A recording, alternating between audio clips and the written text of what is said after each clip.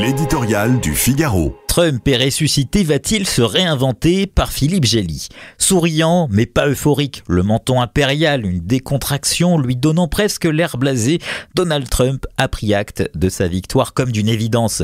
C'est pourtant tout le contraire. Disqualifié après l'attaque du Capitole le 6 janvier 2021, pourchassé par la justice pour d'innombrables griefs, l'ancien président a orchestré pendant 4 ans sa propre résurrection. L'opération est totalement réussie, plus que quiconque ne l'avait anticipé. Triomphant à la régulière malgré ses jérémiades sur le système électoral truqué, le 47e président élu a fait mieux dans les urnes qu'aucun républicain avant lui, remportant même le vote populaire qui échappait à son parti depuis 20 ans.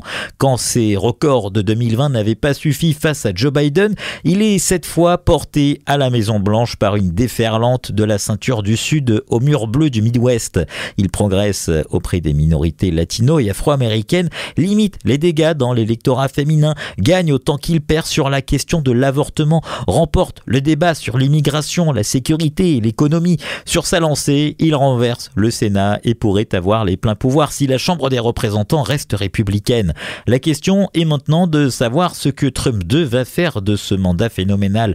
Il l'a accueilli sur un ton plus apaisé que vengeur, appelant pour une fois à surmonter les divisions que nourrissait sa rhétorique électorale. La recette pour y parvenir, le succès de ces politiques qui ouvriront nécessairement un âge d'or pour l'Amérique, ramenant les égarés au bercail. Trump 1 ne nous avait pas habitués à cet optimisme réganien.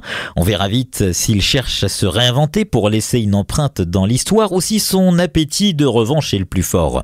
C'est avec cette même interrogation que les dirigeants du monde ont déversé sur le nouvel élu une pluie de félicitations assorties de promesses de coopération enrubannées.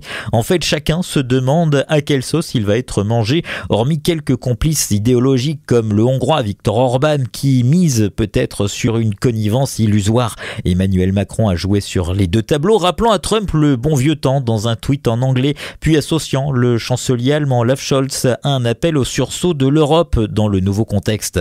Trump, candidat, promettait de régler ses comptes avec tous ceux qui lui avaient manqué. Personne ne parie encore sur sa magnanimité.